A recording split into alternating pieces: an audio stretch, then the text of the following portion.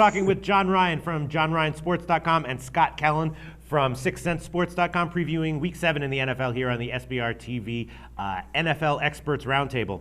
John, let's get to another game that we discussed earlier in the week, and the line movement is kind of like backed up my initial opinion on it. That's Houston at Tennessee. Tennessee's off of the bye. Houston is, of course, very banged up with a number of key injuries. Tennessee opened -3. Now it's up to -3.5. The Titans, of course, the big question with the Titans is what's up with Chris Johnson. I mean, he's one of the worst running backs now in the league. Used to be one of the best, but that seems like a problem that could be fixed. Tennessee off the bye, Houston banged up. I like Tennessee, loved them at 3, and now I kind of like them still at 3.5. What do you think? I agree 100%. I think clearly Tennessee is the play in this game. The line opened up at 3, as you said. It went to 3.5. The public is all over Houston. And as we all know, it's very rare that the public is going to back a dog, especially a road dog. Yeah, is that true? That's pretty surprising. It is surprising. I think that's a huge red flag for anybody that's thinking about betting Houston. Yeah. Houston's also 0-6 versus solid offensive teams that are averaging 5.7 or more yards per play over the last 2 seasons. And Tennessee quietly is getting that offense in gear. So for that fact alone, that Houston is winless against teams like Tennessee makes me like Tennessee even more. Okay, all right, great. Scott Kellen, what do you think? We both really like this play. I'm a little torn on the game. I make a number about a picker, but these are season-long numbers. They obviously don't factor in Andre Johnson being out. They don't factor in Mario Williams being out. Interestingly enough, Houston lost obviously the best receiver in Johnson.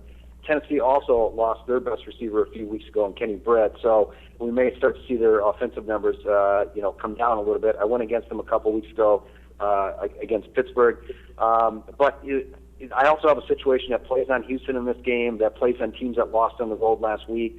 I make the line at basically a pick 'em, like I said, without factoring in all those injuries. So all that kind of leans me towards Houston. But I have a problem playing Houston because obviously they have not played well since Andre Johnson went out. They lost at home to the Raiders. They lost on the road last week to Baltimore. It got beat pretty bad. They only averaged, I think, 4.9 yards a pass, obviously against a very good Ravens defense.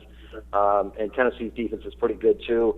And I'm having a hard time getting a lead on Tennessee this year. So with that said, I'll probably pass in the game. If I didn't have the stuff on Houston and maybe the line value leaning towards Houston, I'd probably take a harder look at Tennessee, which, maybe that means Tennessee's the right side. But, I do respect my situations, and, that's what's helped me out over the years. So for that, I probably have to take a pass in the game. But, the value in the situations for me do lie with Houston. All right, fair enough. Do you have anything to say, and maybe you don't because I'm not sure I do, about what's up with Chris Johnson in the running game? We've got Chris Johnson, $53 million contract extension, last in the league in rushing. Do you think that's I don't know. change? That perplexes me a lot. I mean, because when they talk about rookies coming into the league, they say the easiest position to play off the bat, other than obviously you have to pass block, is running back. You basically have to run and just make some cuts here and there.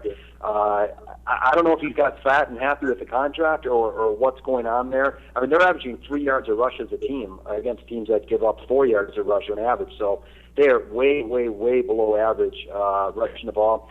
I have no idea. I mean, you keep thinking it's going to turn around, but it hasn't yet. And, we'll see. I'm probably just as baffled by it as you are.